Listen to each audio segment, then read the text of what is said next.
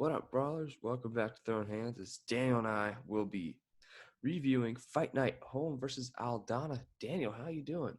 I'm doing pretty good, Jacob. Doing pretty good. Just got off the air with the 6 a.m. lift here on U92. It's early in the morning, but it's a great time to talk about sports. Yes, it is. So we're gonna just kick it right off here. No frills here at the Throwin Hands podcast. Casey Kenny versus Haley Alatang. I think Casey Kenny put on a stellar performance. He probably won this fight 30-25 in the eyes of a lot of people. He did, just killing him with those body kicks. I don't know if you saw Haley Alatang's torso after this, but it looked like someone just sprayed ketchup all over the left side of his body. That's awful. But anyway, I mean, I couldn't be more pleased from Casey Kenny. And he's a judo guy, so he really showed his stand-up game here. Yeah, Casey Kenny, it's been the ground game that's carried him this far. It's been that judo. It's been the wrestling. But like you said, just destroying the body on Haley Alatang, beating him up 109 total strikes, and all of them were considered significant. He outstruck him 109-46. So that's just dominance. That's pure dominance, and it can't be disputed that that's the performance Casey Kenny put out today or last night. Saturday. What am I saying? Again, it's early in the morning. We're still figuring things out here. But the performance Casey Kenny put out on Saturday, again, proved that he's evolving as a fighter. He's been mostly a ground guy for the majority of his career, but he comes out here against Haley Alatang, who is a very strong striker, is a very powerful striker, and he's able to stand up with him. He's able to keep him at a distance with those kicks, and that's what carried the fight for him, was that striking, was those body kicks.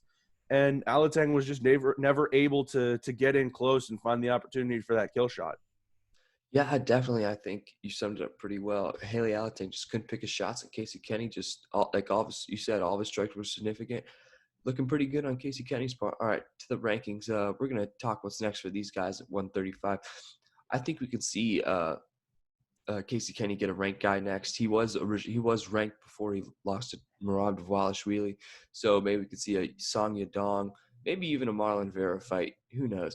What do you think's next for Casey Kenny? I'd love to see a matchup between Casey Kenny and Chito Vera. I think those are two guys that are coming off of pretty impressive wins. Of course, with Vera beating Sean O'Malley about a month ago. So you factor that in for Casey Kenny. I think that would be a step up in competition for him, but one I think that would be pretty worthwhile in seeing, because I think Casey Kenny, as we said, has taken a step forward. And then you match him up against Marlon Vera, who is coming off a huge win. These are two guys that have shown they can mix styles. Vera more of a striker, Kenny more of a ground fighter, but both can do the other thing. Vera can handle himself on the ground, and Kenny, as we saw on Saturday, is more than capable standing up. So I think that would be an interesting mix of styles. That would be two guys that are able to defend against what the other is really great at, and then would have an advantage on another factor in that fight. I would love to see that. I think Song Yadong would be another good one as well, but I think Marlon Vera would be a really, really fun fight to watch with Casey Kenny. Yeah, it would. I think Cheeto Fair is the fight to make. And for Haley Alatang, I don't know what's next for him. He's in an interesting situation. He came up from the flyweight division to do this bantamweight bout. Before what's his face, Casey Kenny, he fought Ryan Benoit. So I don't know. He has a decision to make here. What do you think's next? I think we could see him take a step back down to 125. That's where he's fought for the majority of his career. I think he could be competitive in the bantamweight division. He's got the power to do it, but that power that he brings is probably what you would consider special in the flyweight division, not something that not a lot of people at that 125 weight class are able to bring forth. So I think we could see Alatang step back down to 125. I think that may be in his best interest. Not that he can't compete at bantamweight, but that he could, be a legitimate title contender at flyweight if some things come together for him. Definitely. All right. So we summed that up pretty well. We're gonna head over to the next matchup here. Carlos Condit putting on a pretty decent performance against Court McGee. Both these guys landed about the same amount of strikes, but Carlos just pretty much brought the pressure the whole time. Solid performance from a guy who, we thought was some people thought was a little washed up, but he looked pretty good in this fight. What are your thoughts on this one? Yeah, 5 straight losses for Carlos Condit. Again, one of the iconic UFC fighters of the mid to late 2000s, but had just not been able to put it together in his last couple fights. Goes out there against another experienced guy in Court McGee and is able to, like you said, dominate pace, dominate the octagon. Just kept giving Court McGee everything he could ask for. And again, the strikes here were very, very close, 88 to 84. But Condit just kept that pressure up, kept McGee moving backwards. I believe Court McGee has now said he was fighting with a broken nose for the majority of that fight, that Carlos Condit did that early on. And again, Condit looked really good, was able to keep the pace up, was able to keep Court McGee back on his heels. And when it is a fight that is between guys that are majority of the time going to be looking to strike for 3 rounds, whoever can control that pace and keep his opponent moving backwards is going to have the best chance to win, and that's exactly what happened in this one.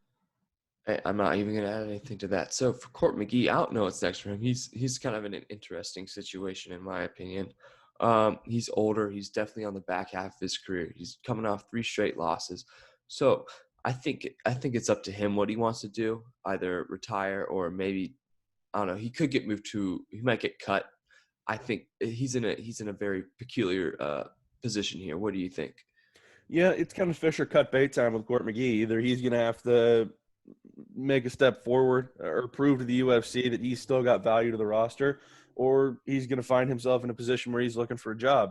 He's a talented guy. He can strike. He's a very a very empowering story, inspiring story. A former drug addict who ended up getting into fighting after his recovery. So you want to see guys like Court McGee have success, but he's getting to a point in his career where he's older. Like you said, he's lost 3 in a row. Maybe it's time for him to look elsewhere from the UFC. Yeah, and for Carlos Condit, I think he's still a hot commodity. I mean, Twitter was buzzing after that win, if you follow MMA Twitter. But I think we could possibly see him, excuse me, maybe become a gatekeeper in this division, or who knows, maybe he might try to climb his way back up. What are your thoughts on what's next for Mr. Condit? Carlos Condit's definitely got a place here. He's not going to be a title contender like he once was, but there's no reason he can't go out there, battle with some guys who are up and comers, even fight some of the other legends of his weight class. Because again, that's something that the UFC has shown a want to do as these guys get into their later years. Either create rematches between guys that fought for titles previously, or even create matchups of guys that never were able to fight in their primes, but will still draw money for the UFC at their later years. So I think that's kind of where we see Carlos Condit fall into, similar to the role that we've seen in various divisions with what they're doing currently with Chris Weidman, in the heavyweight division with Fabricio Verdum. And I think that's probably what's going to happen with Carlos Condit. He's going to, I would say, fall into a similar role to those guys. Yep. For sure. All right. To the next matchup, we're going to be reviewing. I just want to touch on this one. Taquan Townsend versus Dusko Todorovic. This dude in Todorovic, complete domination. 109 strikes to Townsend's 21 total strikes. I mean, he stood him up and then he brought him to the ground and pounded him there. I think this was a top-notch performance from a very intriguing prospect who hadn't fought in about over a year, and it looked like he didn't miss a beat. It's complete and utter dominance. I don't know if there's much you can add to that. Todorovic, like you said, just came out and just beat the brakes out of Taquan Townsend for almost 2 full rounds. 109 strikes to 21 in terms of total, 85 to 13, landed a takedown as well. This was really impressive. Like you said, Todorovic hadn't fought in over a year, but still an outstanding prospect, and Taquan Townsend himself is no slouch. So Todorovic, really impressive performance, really good looking. He gets the performance of the night bonus, and I think he's got some trajectory here where he could make something happen with a couple wins in a row. Definitely. I just want to touch on that one a little bit. I think Townsend, interesting situation for him. I don't know where he goes from here, but just go to Todorovic. Hey, give this guy a step up because he's been looking pretty good. Do you have any thoughts? I really don't. I think, like you said, a step up in competition for him. Not sure where that would be, but he's put himself in a position to have a chance to make some things happen. Definitely. All right, to the most surprising performance of the night, Jermaine Duranamine technically submits Juliana Pena via guillotine. Pena shot for the takedown. Jermaine Durandamy just dug that guillotine right in there. First technical submission in women's UFC history, apparently. I saw that somewhere. But hey, props to Jermaine Durandamy. What were your thoughts? And we came into this fight saying Jermaine Durandamy is going to have no chance if this fight goes to the ground. She's going to have to keep it standing. She's just going to have to turn this into a kickboxing fight. And then when Juliana Pena tries to take it to the ground, Jermaine Durandamy locks her up. Technical submission, as you said, guillotine puts her out. That's not something we've seen from Jermaine Durandamy, even in a defensive capability where she's able to quickly pivot to something like that. She's able to do it. Performance of the night, more power to her. She's obviously still developing as a fighter in her later years of her prime. So, yeah, Jermaine Durandamy, former title challenger, an outstanding fighter, and she's still fighting at a very high level and still able to change up what she's doing and compete with the best of them. That was really impressive because we've not seen Jermaine Durandamy have almost any kind of ground game. And to say that that's the first technical submission in women's UFC history, and you look at some of the grapplers and jiu-jitsu practitioners that these women's divisions have seen, and to say that that first technical sub comes from Jermaine Durandamy, that's some pretty serious stuff. That is pretty serious stuff. And on to some more serious stuff, we're going to talk about what's next for these people. Juliana Pena, I think we could see Arena Aldana. That could be her next matchup after her loss. I think that's a solid match to make. Yeah, I think that could bring in some pay-per-view buys, especially from the Latin American community. What do you think? Yeah, Not I'd love to pay-per-view see buys, but viewership. I'd love to see that fight. I think that would be a really interesting one to check out. I think it's something that would definitely, as you said, generate buys, generate viewership for the UFC. You match those two up, and still it's two outstanding bantamweights. This women's bantamweight division has a good bit of depth right now, and I think you take those two, throw them out there against each other, and you've got a pretty interesting matchup that would potentially put one of them in position for future contendership against Amanda Nunes. Again, the word contendership against Amanda Nunes kind of has to come in quotes because we've not really seen anybody even compete with her in the octagon in recent years. But I think you take the two women coming off of losses in this bantamweight division after Saturday, you match them up, and you try to get one of them back on track because they're both very talented. Yeah, definitely. And for Jermaine Durandamy, I think Holly Holm's next. I don't think there's any argument about that. What do you think?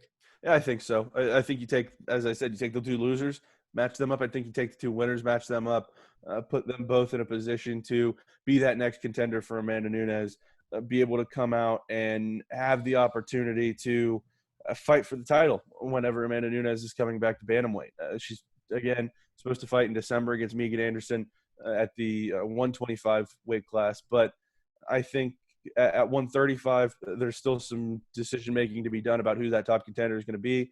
You match up Jermaine Durandamy and Holly Holm in essentially a number one contenders fight, and I think that helps you decide that pretty easily. For sure. All right, to the next event that we're going to talk about. Two big boys going at Yorgan De Castro versus Carlos Felipe. No fireworks here like I was expecting, but it went to decision. But Carlos Felipe beat him with what was it called? Aimed and shot. He didn't just throw and hope. And that's how he got the win here. He was very smart with his strategy here. What were your thoughts? Yeah, Carlos Felipe a lot more precise than Yorgan De Castro. De Castro actually outlanded him 113-88 in terms of total strikes, but you look at the significant strikes, 78-48 in favor of Carlos Felipe.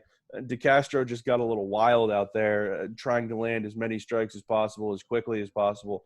But Carlos Felipe was, like I said, much more precise, much more efficient with what he was doing out there. And I think that was very, very obviously what won him this fight. Carlos Felipe kind of came out after this fight and was, as he said, frustrated to have this fight end in a decision because he felt like Yorgan De Castro didn't really want to engage in a stand-up battle with him, which is something we've seen out of Yorgan De Castro before. De Castro, I don't know what the deal is, but it seems like he starts hot and then just kind of tries to back into a corner and not have to fight for the next two rounds, which, one, it's not going to win you fights, and two, it's going to get you cut from the roster because running away from guys is one of the few things that will almost guarantee you to be cut off the roster unless you're just, kind of backing away from guys, backing away, setting up, and then knocking them out in spectacular fashion, which is not what Yorgan De Castro has done. If you keep running, you're going to get cut. And he's done it in 2 fights in a row. He's kept backing away from Carlos Felipe. He's kept backing away from Greg Hardy. He racks up points early and then just hides and is not aggressive, does not want to, swap strikes with guys. I don't know what the deal is. He's not a bad fighter, but it seems like when there's any kind of opportunity for him to have a little bit of back and forth with his opponent, he goes into his little turtle shell and doesn't want to fight. Yeah, I mean, I think speaking of what's next for Yorgan De Castro, I think his name could be on the chopping block, and if not, if he loses the next fight, he's gone. I don't think there's really much discussion to be had there. He just keeps running. It's not fun to watch, and nor is it good for his career. What are your thoughts? Yeah, again, to Castro, it's frustrating because the guy's got talent. He's got the ability to strike. He's an efficient striker. He's a precise striker when he wants to be. We saw that in the Greg Hardy fight. He can beat guys' legs up. He's got great kicks. He's got powerful kicks, and he can back it up with power in his hands. But if he's going to keep running, if he's going to keep having this strategy where he's going to rack up points early and just try to wait out the clock and get through those last 2 rounds without having to really swap leather with anybody, then he's going to have a lot of trouble because you can't do that in the UFC and have success. There's too many people that are going to put pressure on you for those next 2 rounds. Even if you don't get knocked out, you're going to be outlanded in significant strikes just by nature of volume. And yes, Yorgan De Castro threw 113 strikes, but how many of them were actually targeted strikes that were meant to damage Carlos Felipe? And how many of them were him just trying to rack up cheap points as this fight went along? So, he didn't get knocked for continuing to back up and stay out of danger against Carlos Felipe on Saturday. I think Yorgan De Castro could be cut after this fight. And like I said, another one, he gets out there another time and has a similar performance, he's gone. I think this is the type of fight that the UFC hates to see, that Dana White is, going to lash out at somebody for, because it's what the UFC hates to see go on in the octagon. And Yorgan De Castro, that's exactly what he's done in his last 2 fights. He's come out and he's done what the UFC hates to see people, particularly lower on the card, do, and that's slow fights down and just have little to no interaction between the 2 fighters. And it's because Yorgan De Castro has chosen to do that in his last 2 fights. Not even gonna argue there. And Carlos Felipe, step up in competition, I guess, but maybe even a similar level. But he's in an interesting situation. What do you think? Yeah, Carlos Felipe did look good when they were able to kind of engage there. So he's going to have another opportunity. He's a solid prospect. I don't know what it'll be. I would probably look for him to fight on a similar level just because we didn't gain too much out of this fight from Yorgan De Castro. So I think Carlos Felipe sticks on the roster, gets another chance in the heavyweight division, and could keep moving up because he's a very powerful guy. He's a big-bodied guy that can do a lot of things. Alrighty, to the main event of the evening. We already know it's next for these 2, so we probably won't discuss that. But Holly Holm, did not expect this type of performance from her. She had 5 takedowns. I mean, I went to bed in the middle of the fight because I knew how this fight was going by the way she was fighting. And she looked like the Holly Holm of old, I guess. 154 significant strikes. She pretty much 2.5 times the amount of significant strikes that Irene Aldana had. You couldn't have asked for a better performance from Holly Holm, I don't think. I think she looked like she did 5 years ago. What were your thoughts? Yeah, Holly Holm just keeps going. Just absolutely ageless. Doesn't stop. She just doesn't stop. She's just continued to, I wouldn't say necessarily keep getting better, but she stayed at this same level for so long. At the age of 38, she's fought in multiple weight classes, has been outstanding in both at bantamweight and featherweight. She's extremely talented. She's the woman that beat Ronda Rousey. Obviously, that's what she's most known for, but she's been so much more to these UFC women's divisions. She's one of the ones that built women's MMA and women's competition in the UFC, and she's still fighting at such a high level at the age of 38. She just doesn't stop. Her conditioning is insane. She strikes with the best of anybody. She can just go at you like nobody's business, and she doesn't stop. She keeps swarming. She's on top of you for the entire 5 rounds in this case against Serena Aldana. She just doesn't stop, and she's just a smothering fighter who doesn't give her opponents any kind of opportunity to fight back. Yeah, she doesn't, and it was a surprising way to get the job. Get the job done, because Irene Aldana is fairly good on the ground. But the takedowns, I mean, I gotta give it to her. And I was very confused why Irene Aldana just kept circling left the whole fight. I mean, I thought I was watching Big Ben in London go around the clock, but it was really weird. I don't get why she kept on doing it, even though it clearly wasn't working. What were your thoughts on that? I really don't have much to add to that because Aldana, again, strategically just did not seem prepared for what Holly Holm was going to do. Like you said, 5 takedowns, 154 significant strikes. That's just domination. And Irene Aldana, I don't know if she wasn't properly prepared for this fight, if she had issues with the weight cut and wasn't able to focus on the strategic part of things. I don't know what the deal was. But Holly Holm looked so much more prepared for this fight than Irene Aldana did. And it ended up coming back to bite her because she got absolutely destroyed. Yep. So we talked about what's next for these two. So we're gonna get into some news, I guess. What do you got, man? Well, Gilbert Burns and Kamaru Usman is still scheduled. Well, it's not scheduled. It's going to happen, but it has been moved off of UFC 256 in December. Kamaru Usman apparently needing a little more time to recover from his fight with Jorge Masvidal, and you can't blame him for that. That was a competitive fight, and Masvidal, as always, his strikes are going to shake guys up a little bit. But again, that fight moved off of December 12th. They're targeting early 2021 to get that fight back on the cards. And I think that's a fight that everybody still wants to see. I don't think Gilbert Burns has to fight again to establish himself as still the number one contender. I think he's still very clearly in that position. And I think it'll be a very competitive fight. It's just not going to happen in 2020. Yep, I think you summed that up well. Just not gonna happen now. I forget what I saw yesterday. I can't think of it. Hopefully, so Dana White said John Jones and Israel Adesanya's fight to make. I don't see how that happens personally. I think Adesanya is too light and John Jones is too heavy for this to happen anytime soon. What do you think? I think so. John Jones moving up to heavyweight. You're not going to see him fight Israel Adesanya anytime soon. It'll have to be after he does his little trial in the heavyweight division here, and it'll have to require Adesanya to move up. He's got the frame to do it, but we've never seen him really tack on a ton of weight. He's a guy that doesn't have to cut really to fight at 185. So we could at one point see Israel Adesanya move up to fight John Jones, but it's not going to be a heavyweight fight. It's just not going to be competitive in that way. So I would like to see that fight happen. It would have to be at 205. It's not going to happen with John Jones in the heavyweight division, so it's not going to happen, I would say, in the next year and a half to 2 years. Definitely. I'm trying to think.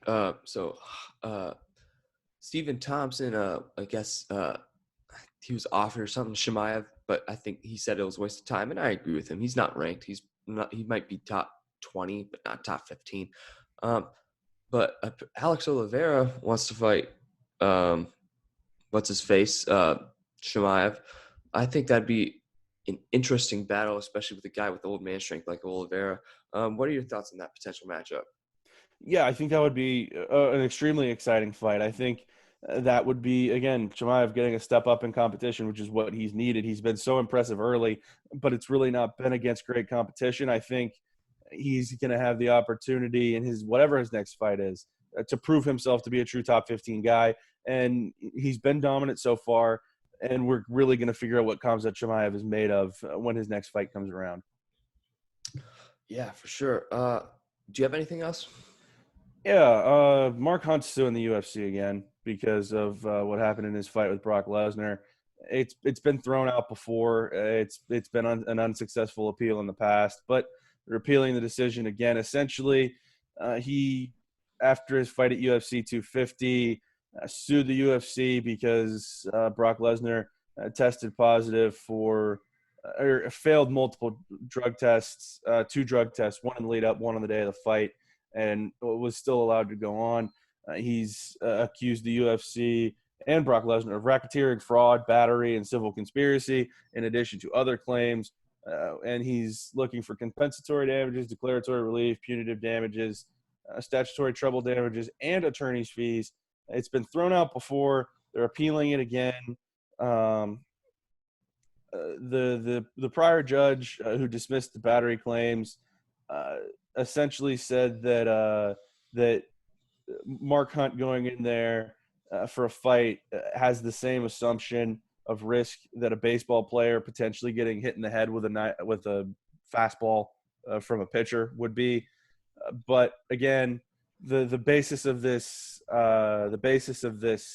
lawsuit is that Brock Lesnar tested positive for performance-enhancing drugs, and the UFC still allowed him to fight against Mark Hunt at UFC 250, or excuse me, UFC 200. So it's an interesting thing. It's something that's kind of flown under the radar a little bit, that this appeal is coming back out again. I don't think we're going to see the decision reversed on appeal, but it's still something to make a note of. Definitely. I don't have anything else. Anything else? That does it for me. Alrighty, that'll do for us here. Daniel, I want to thank you for coming back on per usual. Absolutely, my friend. All right, guys, we will see you guys next time.